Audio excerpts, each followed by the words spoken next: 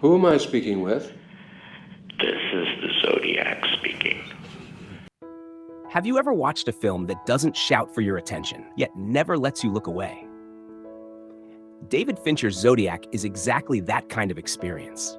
A gripping, slow-burning mystery that's less about who did it and more about what the pursuit of truth can do to people. Based on real-life events, Zodiac follows the case of the infamous Zodiac Killer, a still unidentified murderer who terrorized the San Francisco Bay Area during the late 1960s and early 70s. The killer didn't just commit brutal crimes, he taunted the police and the press through cryptic letters, riddles, and ciphers. But Zodiac isn't a typical serial killer movie. There's no action hero cop or dramatic chase scene. Instead, the film focuses on obsession and how one mystery ruins lives in slow motion. The story unfolds through three main perspectives: two detectives, a crime journalist, and an unlikely hero, a quiet cartoonist named Robert Graysmith. And here's what makes the film so unique. It's structured like a relay race. As the case evolves and grows colder, the baton of obsession passes from one man to another. We begin in 1969 with a chilling double attack. The killer escapes, but soon sends letters to newspapers, demanding they publish his ciphers or more people will die. It's here that the media and law enforcement are thrown into a complex game of decoding, deduction, and dead ends. At the San Francisco Chronicle, crime reporter Paul Avery, played by Robert Downey Jr., thrives on the drama. But over time, the story takes a personal toll on him, pulling him into paranoia and self-destruction.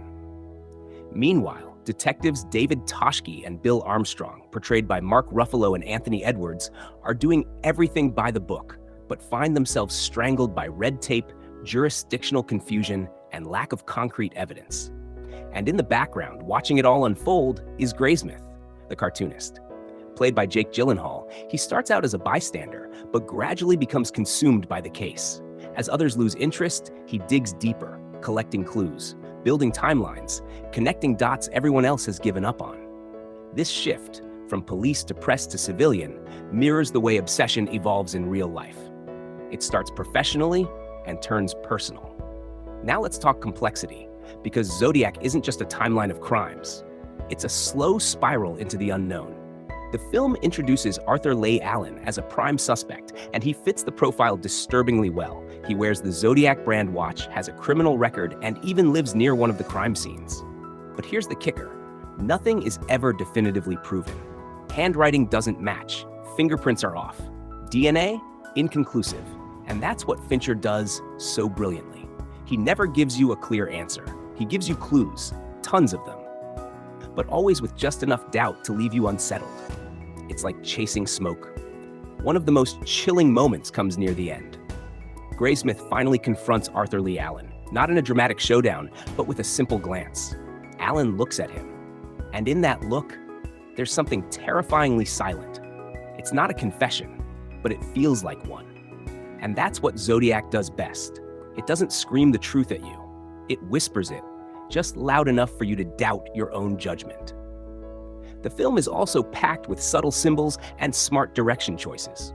For instance, in one scene where Graysmith visits a basement in search of a clue, Fincher turns the film into a temporary horror movie.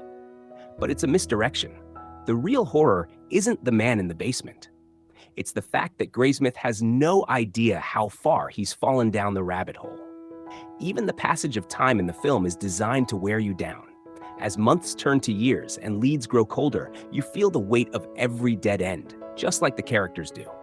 The film slows down not because it loses momentum, but because the reality of unsolved crime is slow, frustrating, and endless. The ending of Zodiac is deliberately unsatisfying.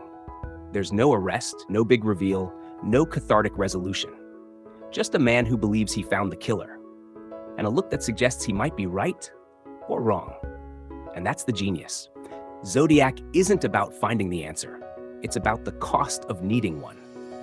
So whether you're watching it for the first time or returning for a deeper dive, pay attention to the silences, the missed phone calls, the shifting tone, the way obsession creeps in, slowly and quietly. That's where the real story lives. Because in Zodiac, the killer may vanish, but the mystery never really does.